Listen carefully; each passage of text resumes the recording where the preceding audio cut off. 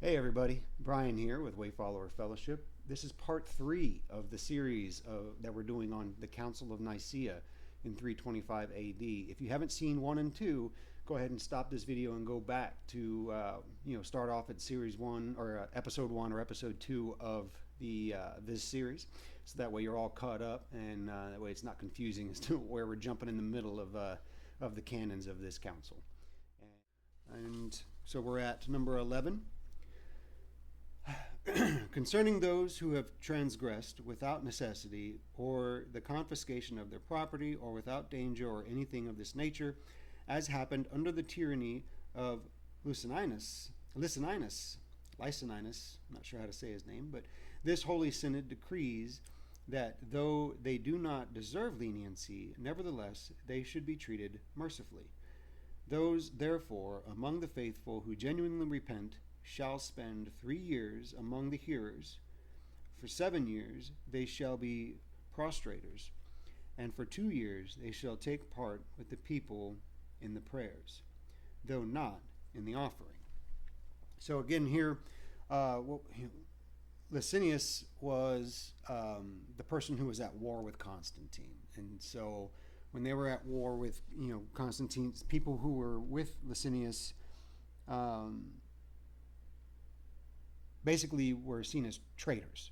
And so the bishops here are talking about people who transgressed without necessity or the confiscation of their property. Basically, they were not pressed into service, but chose Licinius and chose to follow Licinius.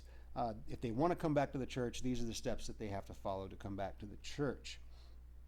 One of the things that Licinius did and that his army did was that they would offer sacrifice to false idols. And if you were in the army, if you were in Licinius's army, you were compelled to do that. And so every member of Licinius's army, whether they wanted to or not, sacrificed to false gods. So the ones that were pressed into service against their will are given more leniency. The ones that were not are given a stricter return policy, so to speak, to come back to the church to be forgiven. They're having to do certain things to be forgiven.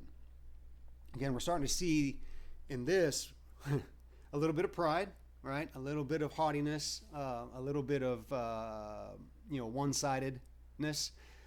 The bishops obviously favor Constantine right now because he's supporting Christianity. He's not condemning them. He's not killing them like it happened over the years, centuries prior. So there's a little bit of bias here, and that we're starting to see creep into the council, and that they're wanting to kind of jab at Licinius a little bit and the people who followed Licinius, whatever their reason was, right? So even the people who were pressed in the service had steps to come back, but the ones who did it voluntarily had more. But again, we're seeing that works-based, right? We're seeing that works-based religion starting to take shape, that, God forgives freely, but we're not going to. We're going to require certain things, but then they frame it, right? They frame it that they should be treated mercifully. Even though they don't deserve it, we're going to treat them mercifully and allow them to come back, but only if they do X, Y, and Z to do so. So we're starting to see, again, that sense of pride, that sense of self-righteousness starting to creep into, religion, as opposed to looking at what Jesus did, right? How Jesus pronounced forgiveness and how the apostles taught to pronounce forgiveness. We're starting to see people pull away from that and begin this, again, the foundational principles of penance, which comes around later. One of the reasons why Martin Luther decided that he wanted to break away from the Catholic Church because of their view on that. So we're starting to see the beginnings of that here. Number 12, those who have been called by grace have given evidence of first fervor and have cast off their military belts and afterwards have run back like dogs to their own vomit, so that some even paid money and received their military status by bribes. Such persons shall spend 10 years as prostrators after a period of 3 years as hearers. In every case, however, their disposition and the nature of their penitence should be examined for those who through their fear and tears and perseverance and good works give evidence of their conversion by deeds and not by outward show, when they have completed their appointed term as hearers, may properly take part in the prayers, and the bishop is competent to decide even more favorably in their regard. But those who have taken the matter lightly and have thought that the outward form of entering the church is all that is required for their conversion must complete their term in full. Yep. So what we're seeing here is that people who had maybe left Licinius's army, so when they take off their belt, the belt obviously is where the scabbard would be for the sword and all that, or how they would carry their sword, depending on what kind of belt. But belt signified their military service and that they were in the military. And so if they had given it up and left Licinius's army, but then ran back like dogs to vomit, so they think it's pretty disgusting for them to run back to Licinius's army and even buy their way back into the military. They could have perhaps missed the rank, missed the money, whatever it was. And if they want to come back to the church, they have to meet even more requirements for forgiveness to be able to return to good standing in the church. And again, we're seeing here that pride, just like we saw in 11. We see in 12 the bishops are angry about this, instead of taking each individual and trying to discern if they're genuinely repentant and then giving out forgiveness according to the way that Jesus did it. They're looking at it as more of these people need to be punished for opposing us and opposing Constantine. So again, religion starting here. Number 13, concerning the departing, the ancient canon law is still to be maintained, namely that those who are departing are not to be deprived of their last most necessary viaticum. But if one whose life has been despaired of has been admitted to communion and has shared in the offering and is found to be numbered again among the living, he shall be among those who take part in prayer only. Here a variant reading in Les Canones des Conciles adds, until a term fixed by the General Ecumenical Synod has been completed. But the general rule, in the case of anyone whatsoever who is departing and seeks to share in the Eucharist, the bishop, upon examining the matter, shall give him a share of the offering. All right, so here what we're talking about is, say there's somebody who's not in good standing and can't receive communion. They can't receive the bread and the wine in remembrance of Jesus' sacrifice because they're not in good standing with the church. And so what it's saying here is that somebody who is a believer, maybe they've slipped or whatever, and they're having to do penance before they can take communion again. If they become ill, or if they're on the last days of their life, or it seems like they're going to die very soon, they're allowed to have this viaticum, which is the last rites. And part of last rites is having that final Last Supper, that final Eucharist is what they called it, and what they call it today, the bread and wine. But then if he recovers, or that person becomes well again for some reason, maybe they have a miraculous turn of events, or they just their body kicks into overdrive and immune system takes over and heals them, or they end up not dying, then they have to start back where they were and have to continue their penance before they can take communion again. So this is a little bit of a mercy thing within their own rules and regulations when it comes to who can have and who can't have communion. So again, this is them just giving regulation to their religion. Whatever, as again, I told you we're going to see this developing within these 20 canon, that it starts off with some good intentions, and then you start to see it building and building and building. And just like we see today, that a lot of these things were built upon good intentions, but they become more rigorous and more regimented, and it starts to delineate the difference between faith and religion. So again, we're seeing here regulation for their religion, not something that's necessarily biblical or unbiblical. It's just them putting in rules for their church.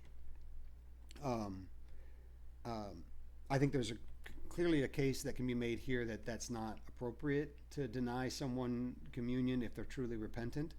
I don't think that Jesus intended the communion to be a reward for good behavior.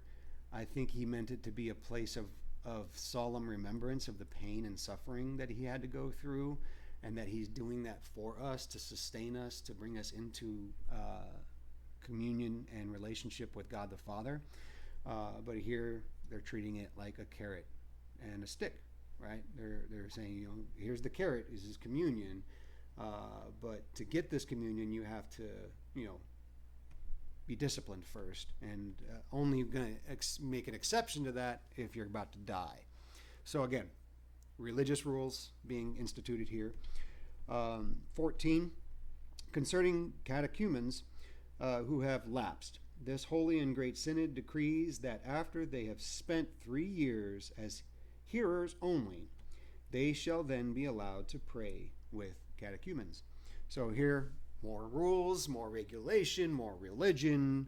Somebody who lapses as a catechumen, somebody who's going through the process of being affirmed in the church as a member of the church, and that sort of thing. There's certain criteria, certain educational information that has to be learned, and then they have to be able to espouse it back to the leadership in the church.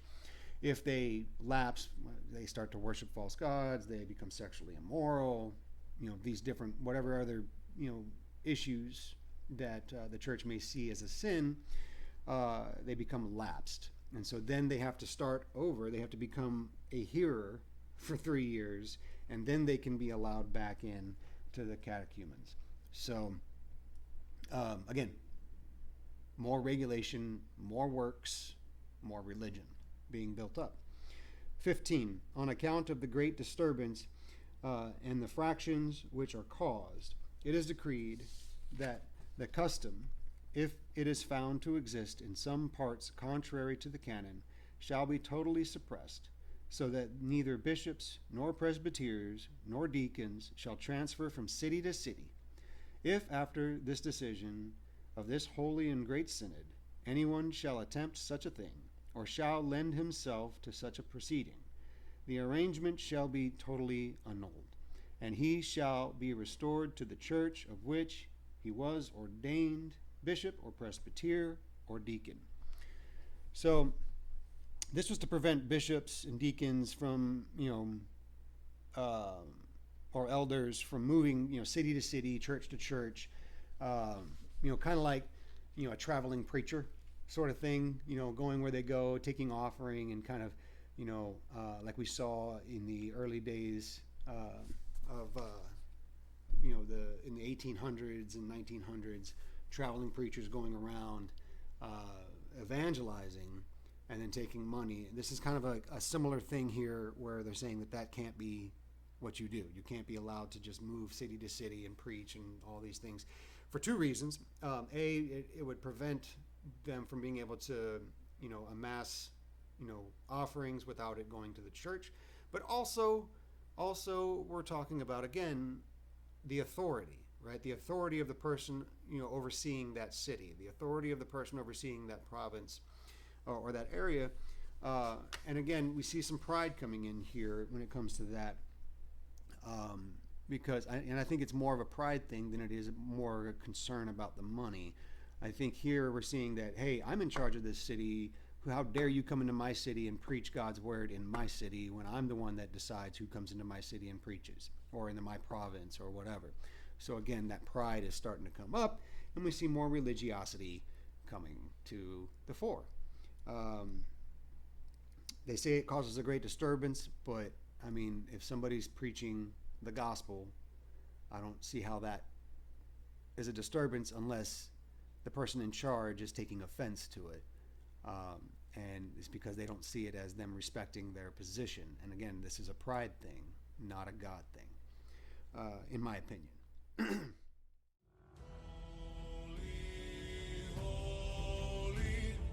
King of glory, worship the Son of God, Jesus Christ. Glory to the Holy Spirit will rise. You deserve all the honor.